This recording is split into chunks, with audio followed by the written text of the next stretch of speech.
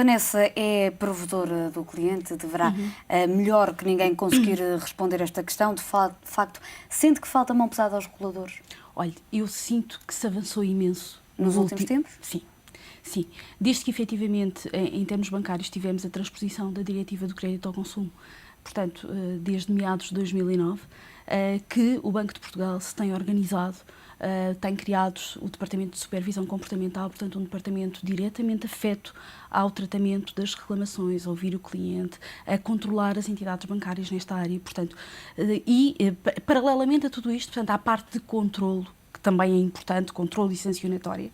Paralelamente a esta parte, depois temos toda a outra parte, que é a exigência perante as instituições, de que sejam também elas, como eu comecei por dizer, interventores ativos na nossa sociedade, proliferando iniciativas que temos visto atualmente e que o CTLM também tem de educação financeira, porque é por aí que todos devemos começar. Porque também nós vamos falar de lesados, também as entidades bancárias são lesadas, porque também têm pilhas de processos na justiça de incumprimento que também não evoluem e que também não recuperam, que é cada por vez aí. mais recorrente nos últimos Exatamente, meses. Infelizmente, e até nos últimos tempos, não é? Portanto, também todos nós somos um bocadinho aqui vítimas, empresas e clientes e consumidores, vítimas às vezes, exatamente, da morosidade e dos bloqueios que existem. As políticas têm que ser adaptáveis, são para o consumidor no possível, mas também têm que permitir a viabilidade económica das empresas, porque senão às tantas entramos mais aqui numa bola de neve, fecham as empresas, mais desemprego e, portanto, e o importante, parece-me, é o Banco de Portugal tem feito o seu papel, tem evoluído, na minha opinião, bastante em termos de controle, de acompanhamento dos consumidores. Neste caso concreto, não poderia fazer outra coisa do que fez ao cliente, portanto, à pessoa em causa. Temos, efetivamente, em algumas situações que têm complexos mais, enfim, têm meandros mais complexos, digamos assim. Temos, efetivamente, que aguardar pela justiça e não nos podemos sobrepor a ela, não é? Já correr o curso Exatamente. normal. Portanto, também temos que... E depois, o importante é apostar em projetos e as empresas financeiras privadas apostarem em projetos que contribuam para a educação financeira de uma forma geral. O CTLM lançou um projeto que é o Crédito Responsável nas escolas. Tenho ido eu, dar sessões financeiras às escolas, a crianças. Precisamente para implementar esta cultura financeira que porque não existe. Que não existe em Portugal. Não faz parte do plano curricular. A OCDE tem proposto que seja integrado em todos os Estados da União Europeia no plano curricular, mas ainda não está. Há algumas recomendações neste sentido, mas quando não há obrigatoriedades, às vezes as temáticas passam para segundo plano. Eu posso-vos dizer que no espaço de 2 meses nós visitámos cerca de 40 escolas, formámos mais de 3.000 alunos. Portanto, tudo isto também é uma responsabilidade social que indica exatamente as políticas para o consumidor que as entidades têm e que é importante proliferarem atualmente. Vasco, de forma muito abrangente, quando as associações pedem mão pesada aos reguladores, pedem aqui o quê? Uma revisão da moldura legislativa que enquadra o consumidor, os direitos do consumidor. Eu penso que poderá haver, eventualmente, em certos setores, como o setor financeiro, questões específicas. Penso que o direito do consumidor, digamos, de forma geral, tem até já instrumentos bastante desenvolvidos e até dignidade constitucional, o que não é o caso em todos os países, e, portanto, não imagino que seja esse o caso das associações. Agora, não penso que seja isso que as associações estão a pedir. Agora, naturalmente, as associações também fazem o seu papel de colocar o tema na mesa e de tentar sensibilizar o Estado. E, eventualmente, há casos como, por exemplo, a questão dos combustíveis, a possibilidade de haver um cartel, etc. Tudo isso são casos que chamam a atenção dos portugueses e das associações de consumidores e que levam, naturalmente, a que haja um pedido de uma intervenção mais forte dos poderes públicos. Vanessa, há pouco falávamos desta revisão da moldura legislativa. De facto, é preciso alterar. O consumidor português ainda é um consumidor desprotegido à luz da lei. Olha, eu agora acho que acontece um fenómeno inverso, que é, tivemos a transposição da Diretiva do Crédito ao Consumo, surgiram e foram reforçados uma série de direitos para o consumidor, uma série de informação que as entidades bancárias são obrigadas a dar ao consumidor, nomeadamente agora quando há a contratação de um crédito antes da contratação, ou quando há a intenção de contratação antes da sua formalização, os clientes devem receber uma chamada FINE, que é uma ficha de informação normalizada, onde estão formalizadas todas as condições do crédito que se pretende contratar e que tem um formato pré-estabelecido pelo Banco de Portugal, que tem que ser comum a todas as entidades bancárias. Logo aí para não haver discrepâncias. E para permitir uma comparação, não é? Para permitir uma comparação real das propostas de crédito que estão a ser analisadas pelo consumidor. Mas depois temos o processo inverso, que é, somos obrigados a dar tanta informação, não é? São 4 folhas de ficha de informação normalizada. São provavelmente mais 2 ou 3 folhas de contrato quando ele se chega a concretizar. Repare, às tantas, para um consumidor médio, é tanta informação que acaba por não ler nenhuma. Portanto, a nós de alertarmos que é importante ler, de alertarmos se calhar que o importante é destacarmos algumas condições que são as essenciais para perceber os produtos que se está a analisar. Portanto, há aqui que encontrar um meio termo salutar para não darmos também tanta informação ao consumidor que depois, infelizmente, o consumidor médio não consegue aproveitar e compreender. Exatamente. Mas às vezes o ativismo legislativo também às vezes leva a exageros. Exatamente. Portanto, nós temos aqui 3 categorias diferentes, penso eu, de intervenção do legislador e da regulação nos direitos do consumidor. Temos, por um lado, direitos, normas de como deve funcionar o mercado, nomeadamente a transparência dos produtos, etc., que é tudo o que tem a ver com o antes de contratar. Depois, eventualmente, normas que protegem o consumidor da força excessiva do prestador de serviços, do vendedor, na relação contratual.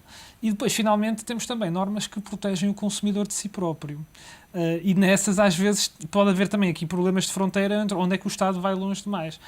Recordo, por exemplo, nomeadamente estamos a falar das normas sanitárias, que há algumas que são completamente consensuais, outras que levantaram algumas polémicas, nomeadamente a questão do sal no pão. Outras normas têm a ver, por exemplo, com a proteção dos consumidores de produtos financeiros, isto é, se uma pessoa não for um investidor profissional, não pode adquirir certos tipos de produtos, portanto, isso são normas também de proteção do consumidor contra a sua própria impreparação para operar em certos tipos de relações contratuais. Mas tudo isto, quer dizer, cada uma destas tipos de regras tem objetos diferentes. E às vezes, quando se vai longe demais na tentativa de proteger o consumidor, acaba por se lhe retirar também algumas das armas para poder fazer a sua própria decisão. E isso também pode ser uma questão a evitar.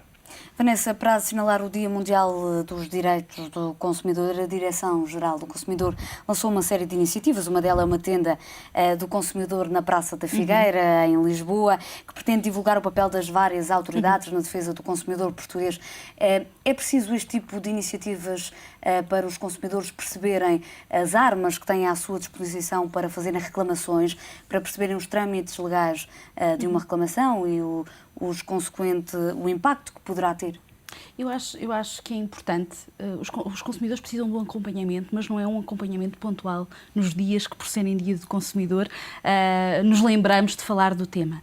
Os consumidores precisam de ter serviços aos quais se possam dirigir para esclarecer as suas dúvidas, quando precisam, porque normalmente o consumidor interessa-se com o tema na altura em que precisa de contratar um crédito, em que precisa de esclarecer qual é a diferença entre um ALD e um leasing. Portanto, é nessa altura que o cliente precisa de ver esclarecidas as suas dúvidas. E, portanto, eu acho que é importante todos estes organismos, e mais uma vez reforço também as entidades bancárias na sua vertente de responsabilidade educacional e social, desenvolverem formas de estarem frequentemente à disposição do cliente, para os clientes se dirigirem a estas entidades e esclarecerem as suas dúvidas. O CTLM, por exemplo, o ano passado lançou o Dia do Provedor do Cliente, onde uma vez a cada 3 meses nós estamos disponíveis para responder a todas as questões dos clientes, exatamente para não concentrar num período do ano, numa altura em que, enfim, por qualquer razão faz mais sentido. Sejam mais propícias. Exatamente. Onde faz sentido debatermos e estarmos prontos para ouvir e dar as respostas aos clientes e consumidores quando eles precisam. E não numa data, porque é uma data que está no calendário marcada como tal, não é? Temos que estar sempre cá. Vasco, concorda com esta visão? Sim, eu penso que é importante que as entidades públicas, as entidades responsáveis por assegurar os direitos dos consumidores, promovam a sua própria atividade. Muitas vezes por onde começar. É verdade. Aliás, recordo-me de um caso que há 1 ou 2 semanas, uma pessoa conhecida no Facebook que reclamava no Facebook de uma empresa onde tinha comprado o iPad e depois, afinal já queria trocar porque já veio o novo e havia ali um problema de relação com esse distribuidor e ela não sabia onde se havia de dirigir. Então, foi a própria rede social que lhe disse Instituto de Consumidor, livre de reclamação, etc. E isto é muito interessante porque temos aqui um novo fator de empowerment do consumidor que há uns anos não podíamos lidar. Esse fator, de facto, das redes sociais, e não apenas estas redes mais na moda, mas, por exemplo, fóruns de consumidores específicos, por exemplo, de automobilistas, motociclistas e de outros produtos que têm uma grande implicação, naturalmente. Será mais raro haver fóruns para consumidores de shampoo, mas para produtos que já são caros. Que são mais dispendiosos. Exatamente, os fóruns tipicamente dos casamentos, provavelmente fóruns online também para os produtos financeiros. E por outro lado, temos também a grande capacidade de mobilização quando há situações particularmente injustas e com uma grande capacidade de pressão no espaço público. Recordo-me agora de um caso que ocorreu entre o Natal e o Ano Novo, que foi o caso Incitel, onde uma consumidora foi muito debatido no Facebook e no Twitter, e que em 3 dias obrigou a empresa... Um verdadeiro fenómeno. Exatamente. Em 3 dias obrigou a empresa a reverter uma iniciativa que tinha tido de processar uma consumidora. Agora não está aqui em causa o que é que se passou nesse caso, mas de facto, hoje em dia, os consumidores também têm novas fontes de poder com as quais as empresas têm que contar, e isso também é positivo porque de facto permite equilibrar um pouco a balança, sobretudo em casos, mais uma vez, de contratação de serviços onde se estabelecem relações longas e onde a desigualdade de meios é muito grande, pela própria natureza das coisas. Não se pode evitar que uma operadora de telemóveis tenha muito mais meios que aquela pessoa que vai contratar esse serviço.